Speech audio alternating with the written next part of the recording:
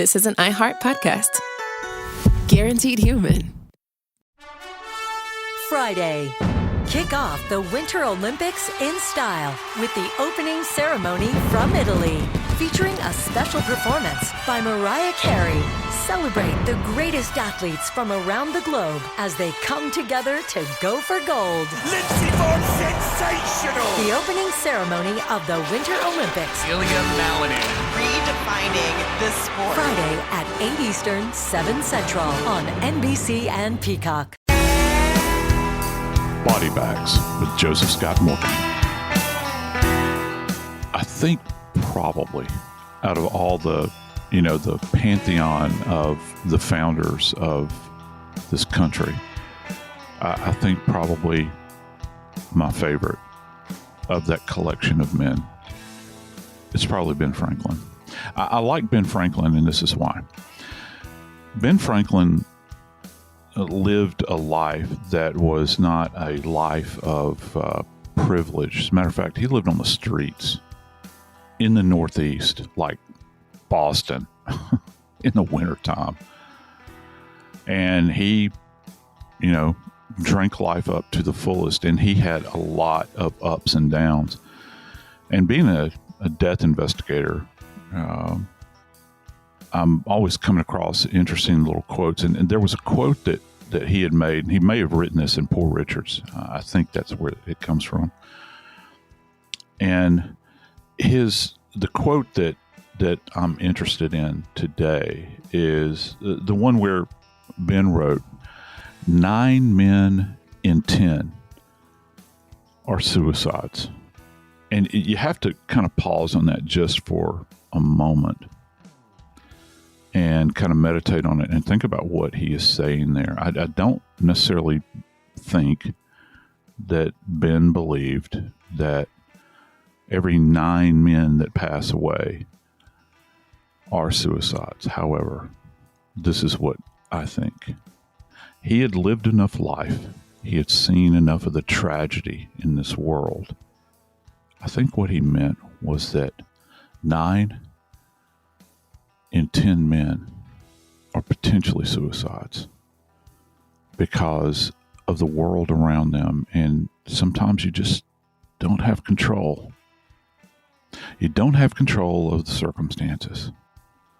Today, I want to talk about a case that just in and of itself, as a cold case, is certainly a tragedy.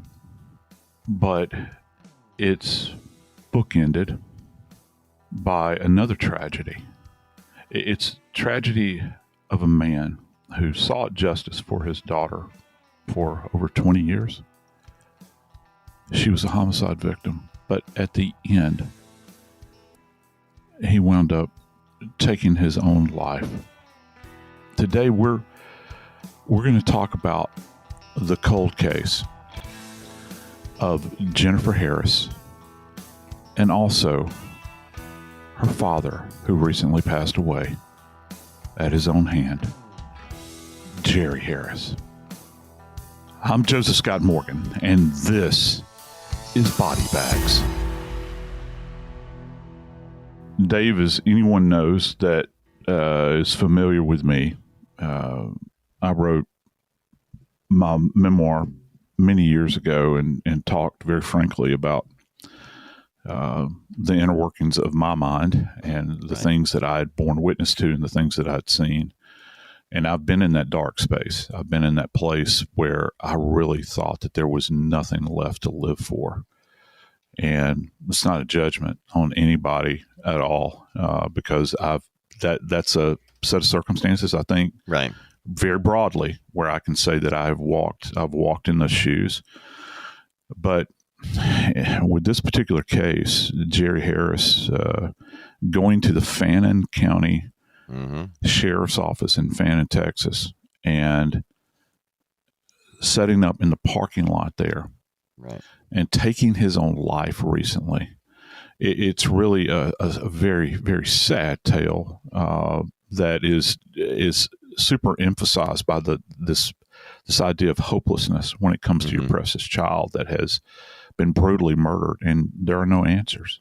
There's a lot of questions about why Jerry Harris took his own life and what was it symbolic doing it at the Fannin County Sheriff's Office in their parking lot.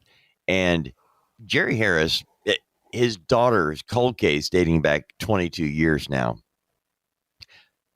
I don't know the impact something like that would have on you as a person. I have to imagine that it's going to manifest itself in certain physical ailments when you have something so devastating. And Jerry Harris listed his own medical issues as a reason for committing suicide. In those 3 notes, he addressed one to the sitting sheriff, Mark Johnson. When Mark Johnson became sheriff several years ago, as part of his campaign, Jerry worked with him on the campaign because he said, I'm going to solve the case. I don't think he said I'm going to solve it. I think he said, I am going to take a closer look and open up the files on Jennifer Harris's murder and try to solve that. That's going to be day one priority. And so when Mark Johnson was elected sheriff, his first day in the office, first thing, bring me the file of Jennifer Harris' death. And it was that file being brought to him that was exciting for Jerry Harris. My daughter's murder is going to be solved now. That's what he's thinking. And then utter disappointment and shock when they opened up the file and realized that many things were damaged from water getting into this saved. But on top of that, Joe, not only was stuff ruined, the file was not kept very well. Evidence was they got rid of evidence because it was not usable in the case anymore because of how it had been taken care of. So there were a lot of issues with this. Jerry Harris committing suicide claims it had nothing to do with the cold case death of his daughter. I don't know. And I'm not even, my goodness, Joe, all I can think, Joe, is if it was me, I don't know that you come back from this. I know you can have a life. You can laugh again. You can smile again, but it's never the same. It can't be. Yeah. And as I learned early on, I used to, as a young death investigator, I would talk about Dave when I talk to families, when I notify them and all these sorts of things. I would always use that kind of fallback phrase where I would say, I understand your pain. Mm-hmm. And that is the most disingenuous thing to say to anyone that's under, because no, you don't. And even if you've had something like this happen in your life, it still doesn't marry up or measure up to the acute pain that that a family member is having at that. There's no way you can identify. Well, you might say that you can, but with their particular set of circumstances, and how much more so for this man that has been struggling along for these many years, and he essentially has no answers whatsoever. There's no way that any of us could identify with this man.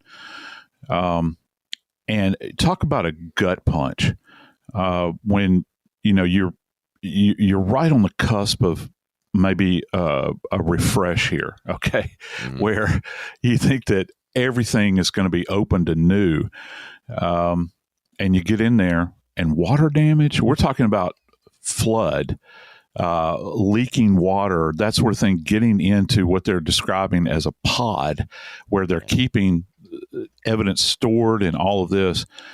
And it's not just the handwritten files. There were actually, and this is the way it's kind of phrased, there were actually items contained in there that were suspected of being his child's clothing. And I say suspected because, when her remains were found, Dave, she was nude. Yeah. She was nude. And so that one thing that you're trying to hold on to, maybe there's physical evidence there because that bodies, they don't lose their clothing in the water, which she's found in a body of water. The clothing generally stays on the body. And to say that, that one thing that might tie back, say if somebody had undressed her, it's gone, man. It's gone forever. The case of Jennifer Harris began at a different time. It's so in 2002, I thought we were fairly advanced. Okay, I did. Right. I remember at that time of where we were, and even looking back at that time now, I tend to think, well, we had plenty of DNA and blah blah blah. Comparing 2002 technology to 2024, it's almost like the Stone Age. It's really, it's like Fred Flintstone running his, using his feet to motor the car versus the Tesla. And anyway, the case of Jennifer Harris is a simple one to give you the overall picture. We've already told you it's a cold case. Jennifer Harris went missing. She was with a friend, gets in her car, her green Jeep to drive home, or actually to go somewhere. Didn't really say where she was going to her friend. Kind of left that hanging. Not an unusual thing for a 28-year-old person. Right. And she was pregnant at the time. Jennifer Harris was. Now, she didn't broadcast that out to all humanity. A couple of very close friends knew. And she was going somewhere. Her car was found on the side of the road. And the term abandoned always gives me a bigger idea of a car than just the car was parked on the side of the road. I've parked my car on the side of the road to go for a walk in the mountains. I wasn't abandoning it. I parked it. In this case, I don't know if she parked her car and went for a walk.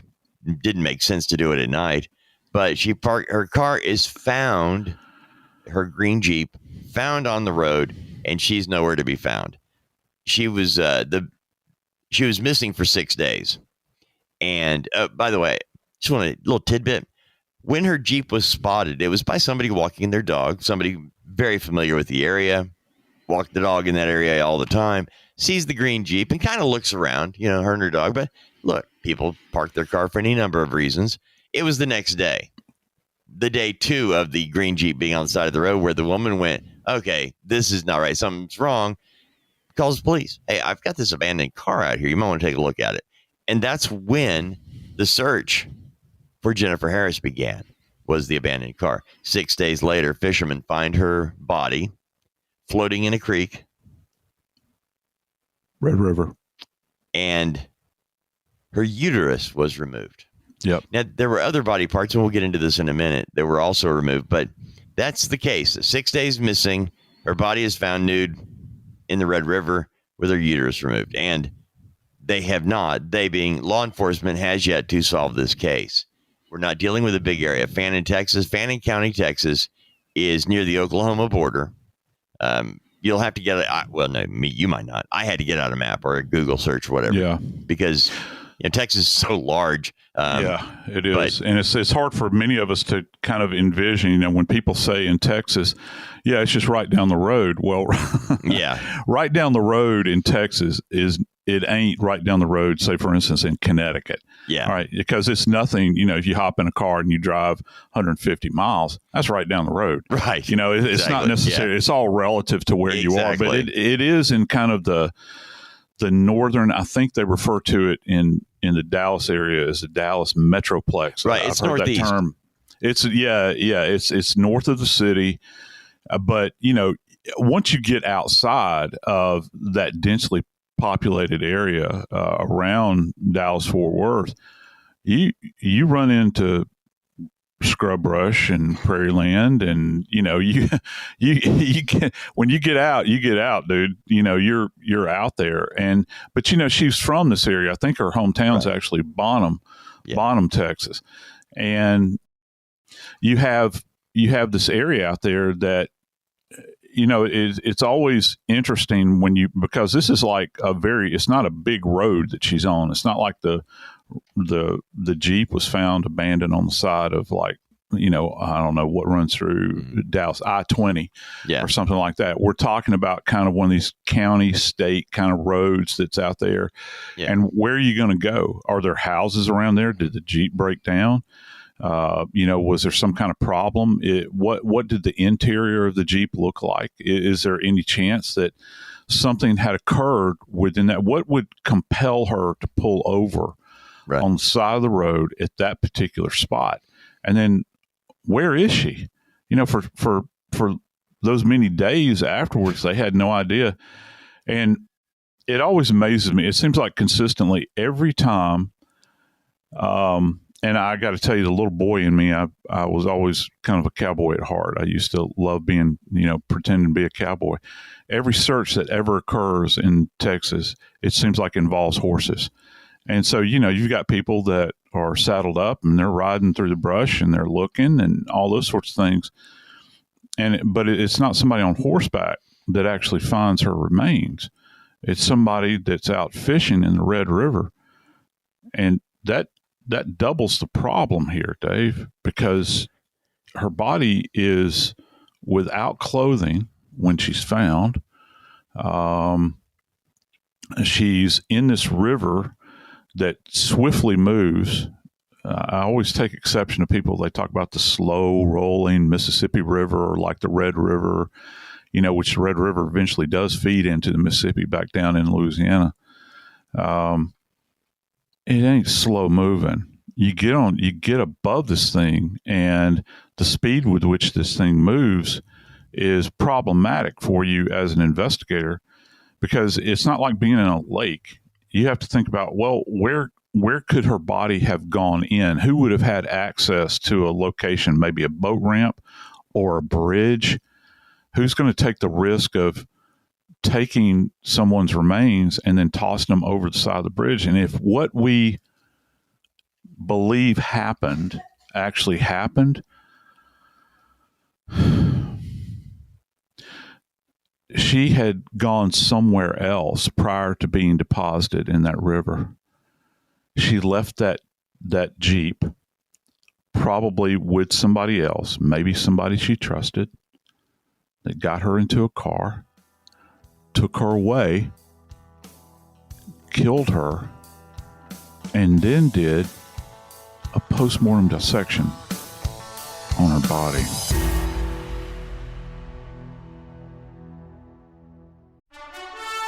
Friday. Kick off the Winter Olympics in style with the opening ceremony from Italy, featuring a special performance by Mariah Carey. Celebrate the greatest athletes from around the globe as they come together to go for gold. Lindsey Vonn, sensational! The opening ceremony of the Winter Olympics. Ilya Malinin. Redefining this sport. Friday at 8 Eastern, 7 Central on NBC and Peacock.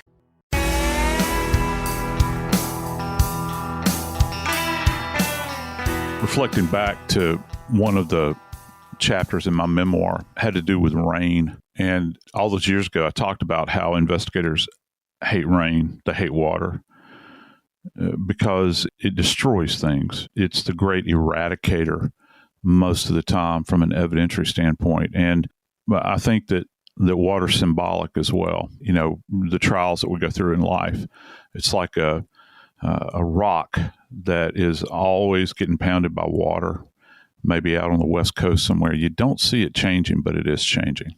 Water changes everything.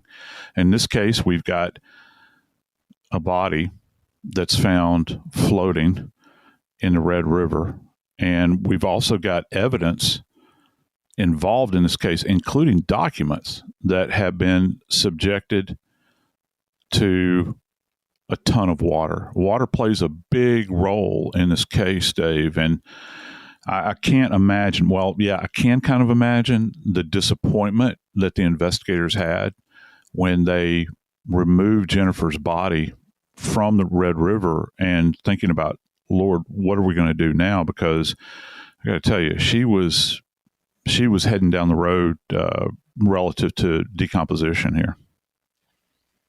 I wasn't shocked at that, but when I saw this case, my first thought was curious as to how much decomposition, right, and what that actually tells. Because oftentimes when we have a story where somebody is discovered, in this case, 6 days after she goes missing, I tend to wonder, well, when was she killed?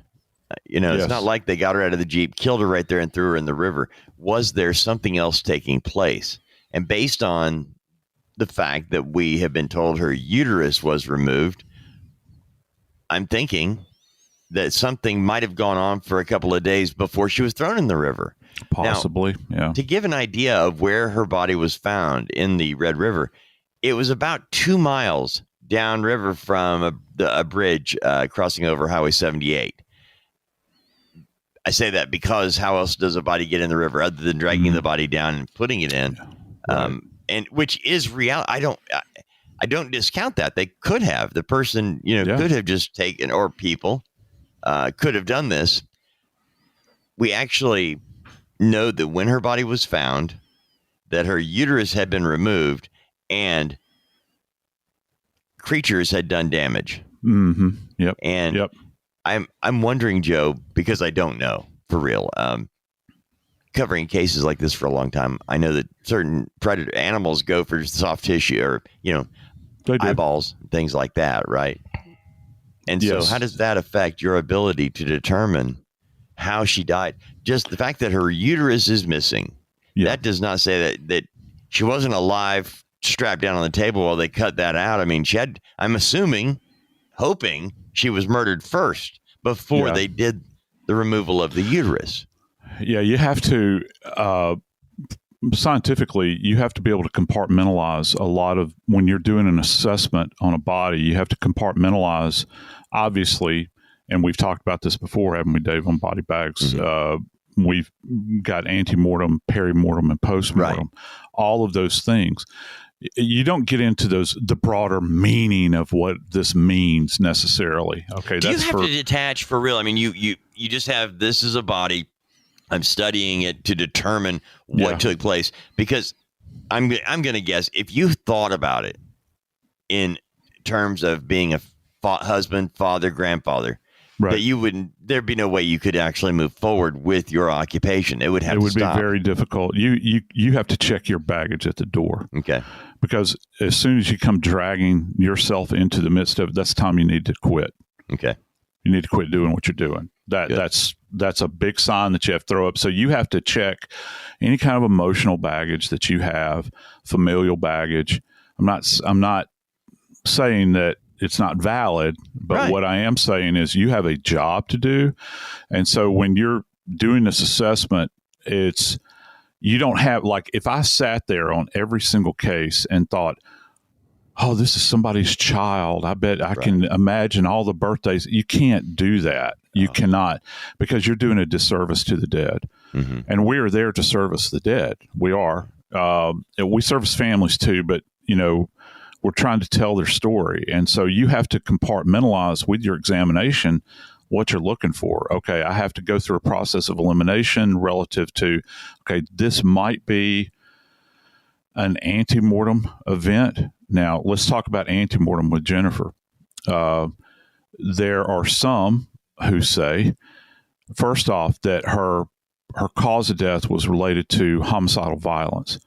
Well, and I know all the cases that we've covered with Nancy and these other things that we do, when they say that, it lacks specificity. Yes. But there has also been information that's come out that she had apparently sustained antemortem prior to death trauma to her neck, which they have taken to imply that this is some kind of asphyxial event where either somebody has throttled her, like wrapped their hands around her neck and choked her to death, or maybe something else. But that's antemortem. So you look at that, you assess it. And when you do the examination of what's referred to as the organs in the neck, you want to see how deep this goes. And you begin to look in the strap muscles, all these areas.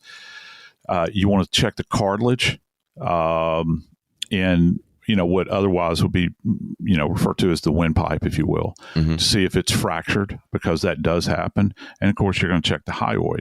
You want to see to what extent can you measure the level of trauma that she may have sustained in the premortem state, in the antemortem state. And also, can you appreciate any kind of defensive injuries? Is there any evidence that she had been bound? Because, Dave, you made an interesting point just a moment ago, and this is so horrific. But when you begin to think about the absence of the uterus, and they've admitted that the uterus was absent, we don't think that she's had a full-on hysterectomy. She's told people, at least her best friend, we know, that she was pregnant. So that can't be valid.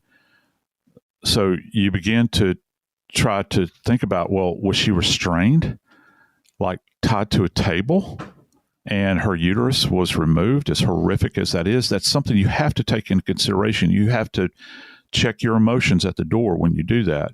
So you're looking for that. You want to see if there's in this area where her uterus was removed from, you're going to be looking for hemorrhage surrounding the incision and also internally, because if you got hemorrhage, that implies that she was still in the land of the living when this happened.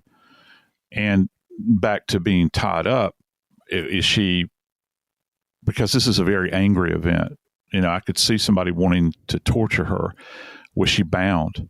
Was she tied down? Can you see that on the wrist? Because if, somebody is restrained, say, by the wrist, they're tied up or ankles are tied. If they're fighting against it, you're going to see hemorrhage indwelling there. You'll see abrasions indwelling there, just to try to get free or struggling against the pain. How much of that is diminished, as a result of the time being in the water? And then you go to what you can verify as postmortem injuries. And this is horrible to consider, but look, this is the reality. This is the true reality of true crime. Okay. And what we look for. She's in an aquatic environment. Now, in this aquatic environment, are we thinking that the water could change her body? Yes, it could. You're going to get things like pretty severe skin slippage, which means the top of the skin is going to come off. It's kind of in that time of year in Texas, because this occurred in mid-May of 2002. The water would not be obviously as hot as it is in July. So the body would not have degraded as much, perhaps, decompositionally. But they're saying she was decomposing. What does that mean when they say that early on like that, Joe? Yeah, that was really mentioned, and my first thought was, well, how much would you expect? Yeah, and a lot of it is going to be deep, and you have to understand, what are they calling decomposition as opposed to trauma? Mm-hmm. Because we do know this. They have stated pretty plainly that there was postmortem animal activity, aquatic animal, and they're talking about turtles. Okay. And turtles do feast on human remains. They're scavengers. That's one of the things that they do. When I was reading this, it said eyes, nose, ears. Yeah, and those are things that. Yes. Absolutely. The softer areas they're going to go for. They'll also go for fingers. Anything that's kind of hanging down like that, and you think about a body floating in water. I mean, just think about this. The next time you go to a pool or something like that and you're in the water, consider yourself just for a moment. You remember when we were kids, we would do the dead man float. Right. And so if you do that in a classic position, your feet are hanging down, your arms and fingertips are hanging down. So from an evidentiary standpoint, we're talking about a young lady that has, Dave, just been absolutely brutalized. Well, how do we experience the world? We are tactile creatures. So what that means is we touch things. We touch things from the moment that we were born. We begin to experience the world through our fingertips. Well, when it comes to crime, if you're trying to defend yourself, let's just say that you're missing your fingertips as a result of postmortem animal activity or decomposition, you've lost a lot of evidence there. Fingernail scrapings, you can't get that any longer. It's all gone. And not to mention the impact that the water is having on the body. In rape cases, for instance, if you've got a nude body, which, by the way, is another important tell here, Jennifer's remains were nude. That goes again to kind of a sexualization of the body, right? So are you thinking sexual assault here? Well, guess what? If you're talking about sexual assault, then that would mean that the remains might hold evidence relative to that. But guess what? Water destroys it. If you talk about the openings in the body, they're essentially I don't know, the correct term would not be flushed in a classic sense, like a proactive flushing, where this is being attempted to be done, but it's kind of a passive thing. the current of the water, the swirling. We had a case not too long ago we talked about where a body gets caught in an eddy. I think that case was in Texas where she had been weighted down in the water, and the divers, remember in that case, they were talking about how the body was swirling about when they got to the body. And so that's that kind of tumbling that happens in the water is destroying evidence as well. So it's almost like a perfect storm when you begin to consider this, and then everything you're having to marry up in your mind once you get the body back to the morgue to do your exam, Dave.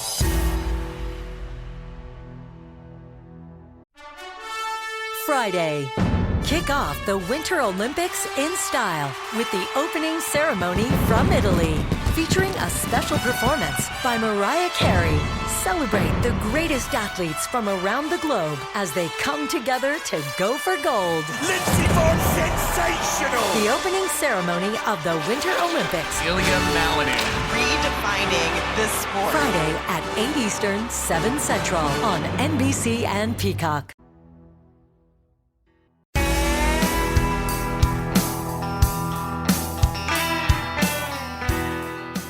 Cases do not conclude once a body is found. The body of a missing person, that's not the conclusion. That is merely the beginning in any case. You can drone on and on about, what may or may not have happened, all those sorts of things. And then you get the body and you think that it's all over with. Well, you're still just looking for answers at that point in time and trying to unravel what the dead are attempting to tell you through all that remains of their bodies. And Dave, we talked a lot about water here, and we talked about the destructive force of it. But the police, I think, and this is kind of borne out in how much time has elapsed. You think about this and you think, well, where do these roads lead? How do you go about getting answers? And I just don't know that there's a lot of definitive material out there relative to Jennifer's passing. I know that, correct me if I'm wrong, I think that there were two people that were questioned in this case. Joe, they brought in, she was married to a guy named Rob Holman. Previously, they were divorced. But she had an ongoing relationship with Holman. But she also had a fella that she got involved with when she was learning to be a masseuse or therapeutic massage. Right. Yeah. It was kind of an interesting thing, just to give you the very quick one. She married Rob Holman. They were from the general same area, Northeast Texas. He liked that small town feel. Yeah. Jennifer they moved to Dallas so that she could get her education in therapeutic massage and things like that. She had a big vision for her life. She had big dreams at 28. She had a plan. Her husband didn't. After being in Dallas with her for a couple of years, he really just wanted to go back home. Like, I just want to be back out in the country, man. Yeah. And she didn't. While she was taking her classes in massage therapy, she meets a fella, and I want to be as kind about this as I possibly can, okay? Yeah. His name is James Hamilton. He and Jennifer got involved in a romantic relationship. They end up going into business together, Jennifer and James Hamilton. They open up their own massage place, and they're moving forward with this whole thing when the business pretty much goes bankrupt, and they break up romantically. Their business is falling apart. So there's a lot going on there. But everything tells us they were friends through it all. They had a rough relationship romantically. Her ex-husband, Rob Holman, he was a little different. I told you that he moved to Dallas with her to get her education. He didn't like it. He wanted to go back home, and he did. Fast forward to the disappearance of Jennifer Harris. The night she goes missing, we know that there was at least one, probably more people that knew she was pregnant.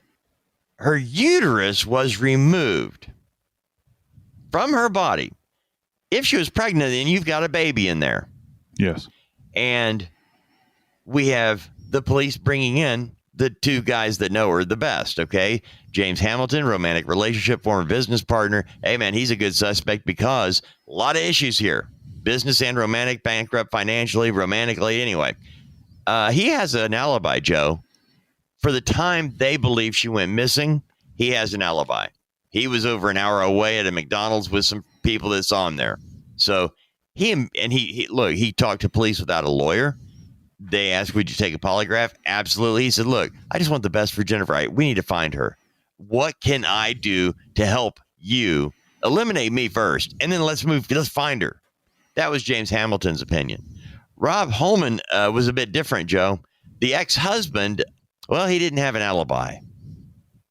His alibi for the night in question was he got a 12-pack of beer, and he was going to go hang out with some friends. But when they weren't home, he just started riding around Fannin County, just riding the back roads, drinking beer for 5 hours by himself. And during his interview, this first interview, he was also without an attorney. He was Mirandized, but hey, man, he's answering questions. But it was the person that did the interview was skilled. They knew what they were doing. And when I went back and was looking over the notes, Joe, I found out that the ex-husband, Rob Holman, actually made a few mistakes in his statement to police. At first, he said he was driving around and never saw the green Jeep. Never saw a Jeep that night while I was riding around. Never saw Jennifer. Later in the interview, I was like, maybe I did see a Jeep. Maybe. Yeah, I think I did see a Jeep. Later on, yeah, I saw the Jeep and I saw Jennifer. So we've got a lie. Never saw anything that night. Oh, yeah, I did. Yep.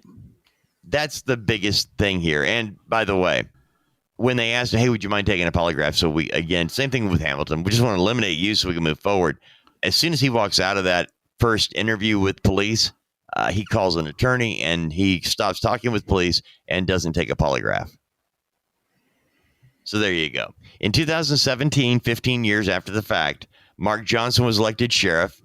Jennifer's dad, Jerry, actually had been involved in the campaign because Mark Johnson said, if you'd like me as sheriff, I'm going to dig into this case and I'm going to find out who did it. I'm going to do my best to solve this case. And he did. First day out, bring me the boxes we told you earlier. He found out that there was not much of a file on the case. What they did have was damaged, but he started there and he announced two suspects, James Hamilton and Rob Holman. Those are still the only two people that have been spoken of. Yeah. And I have to think, first off, wouldn't it be fantastic to know how that Jeep was handled? Yeah. I want to know whose DNA would have been contained within the cab of that Jeep other than Jennifer's. Wow. Now, if she's in a relationship with this fellow that she was in massage school with, we'd have an expectation that you could probably find something in there related to him. All right. Dependent upon how recently they had broken up and those sorts of things. But when you begin to think about the ex-husband, I'd just like to know, just for grins and giggles, I'd like to know if his DNA was found in there. I mean, I don't know how many folks have exes. How long would DNA last in that? It's dependent, right? It's dependent upon the type of DNA you're talking about, and how is it being conveyed? Are you talking about hair? Yeah. Boy, we've seen that played out in recent history, relative to finding mitochondrial DNA through, hair shafts and that sort of thing. But if you're talking about, I don't know, could it be blood? Was there blood in the Jeep? Well, let's say that for the sake of argument that I was driving around Fannin County around that same time, and I saw Jennifer walking with a jerry can, the gas can going down the road. She ran out of gas, and I pick her up and go get gas and take her back to her Jeep. And while we're there, I sit down. My back's hurting, so I sit down in her car for a minute in the passenger side, front seat, whatever. And I'm only in there for a couple of minutes. Yep. Would I know I would leave behind something. How long would it, Yeah, you would. And it would be, again, dependent upon, what is, for lack of a better term, what's emanating from your body. Are we talking sweat? Yeah, sweat. That could certainly, if it's gotten into the fabric of the vehicle, were the seats removed from the Jeep? Was all that stuff retained? I mean, you're talking about what turns out to be, I don't know what other homicides have happened in Fannin County, Texas, but I got to tell you, as far as the level of brutality here, this is probably going to be at the top of the list. If I had that vehicle, that thing would be so secured and locked down, and everybody would be forbidden, I want to know where the Jeep is. Was it passed on to the family and then the family just let it go, which happens many times, because there's expenses incurred and all those sorts of things. But I got to tell you, in a case like this, and we're not talking, let's think back to what we're saying here, Dave. We're talking about the Jeep that is owned by this young woman who is later found 6 days later floating nude in the river with her uterus removed. I'd say that Jeep is the last point of contact. From an evidentiary standpoint. It might be, other than the body, which, again, as we have stated previously, is greatly diminished at this point in time. That Jeep is the hub of everything, because she was operating that Jeep at one point in time, probably right before she died. And anybody that would have come in contact with her would have been at least outside of the Jeep. I don't know. Did they lean on the Jeep? Hey, put their hand on the Jeep and say, you're coming with me. Well, guess what? We're not even talking about DNA there. We're talking about the basics, like a latent handprint, palm print on the outside of that Jeep. What happened to the Jeep? I'd like to know that. I want to know what the status of that thing is. Is it now in 5 million pieces in junkyards all over Texas? Is somebody still riding around in it? Or have they sequestered this thing somewhere? Well, Joe, let me ask you very quickly. The uterus being removed, and the police find out she'd at least told at least one friend she was pregnant. Kind of indicative, her uterus being removed, that whoever did this, did not just fall upon her on the side of the road. Right. Because it's a very specific thing that is removed. It is very specific, yeah. And we know what need privacy to do this, right? Oh my God! Not going to do it on the side of the road. No. And if you attempted to do it, you would have to have a certain level, not a certain level. You'd have to have a very specific level of privacy. And here's something else: you're going to have tools that are going to satisfy this task that you're attempting to achieve. You have to have some knowledge. And I guess anybody could say, well, anybody that's had a biology class or has been through sex ed, what the uterus is for. Maybe so, but do you have the skill to know where to go and find the uterus? And another cold thought, with as if there's not enough here already, but another cold thought of this is that if you're so intimately involved with somebody where you understand that they are pregnant, and let's say you kill them, now you're going to stand over them with a sharp instrument that maybe you've never done this before. You're going to go in there and you're going to remove an organ from her body that's going to tell everything. This is a very specific kind of person that they would be looking for. Somebody that is so, he didn't go after the heart, didn't go after the lungs, he didn't go for a kidney, he went for the uterus. And I say I'm not saying a woman couldn't have done it, because we've had some of these cases where women have taken babies out of the womb and left the mother to die. Yeah, that could be plausible, I suppose, but it's a very specific person, and you'd have to look at the level of skill. This comes up a lot of times. It came up in the Black Dahlia case. It still comes up today.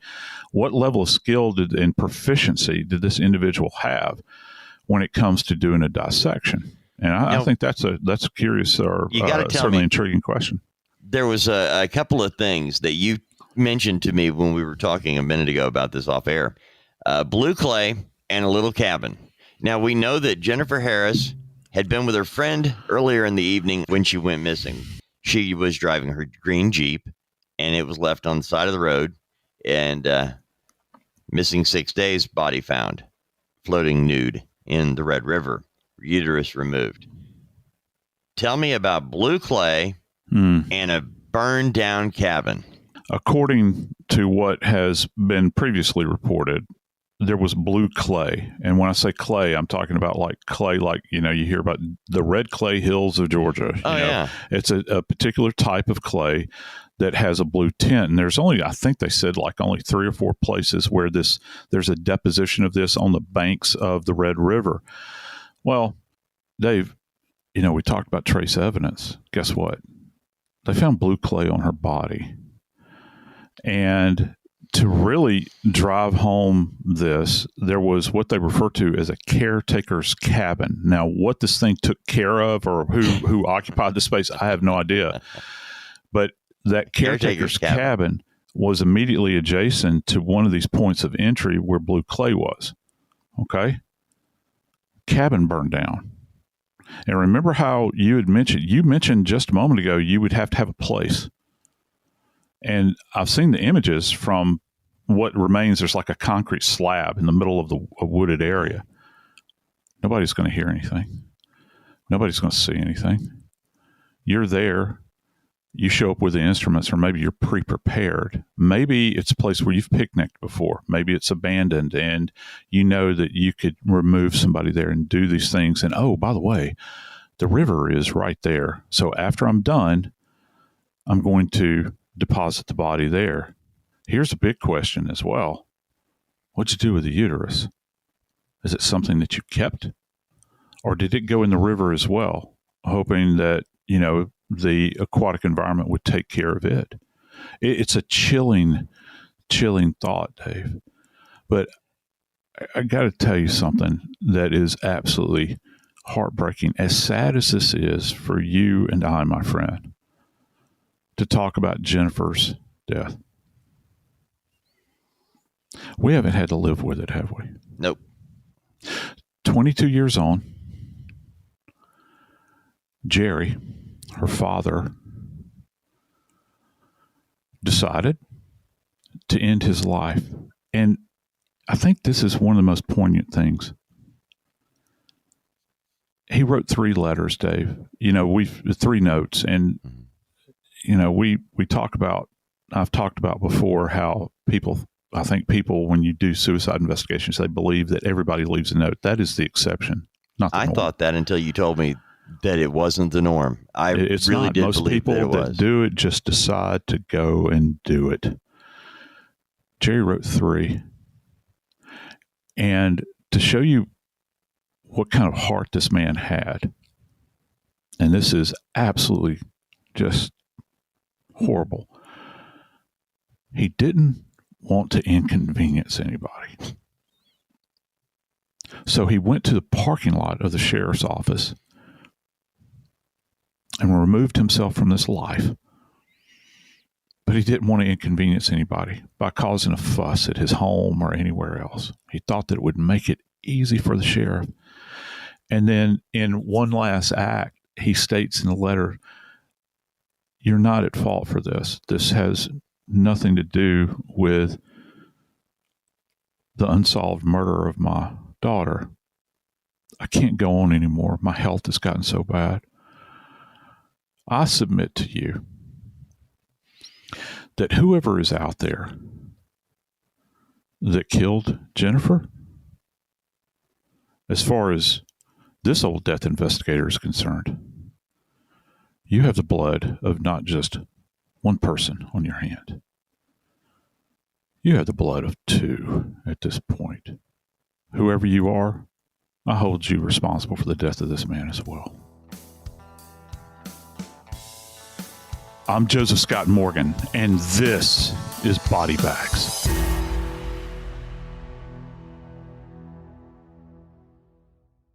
This is an iHeart podcast. Guaranteed Human.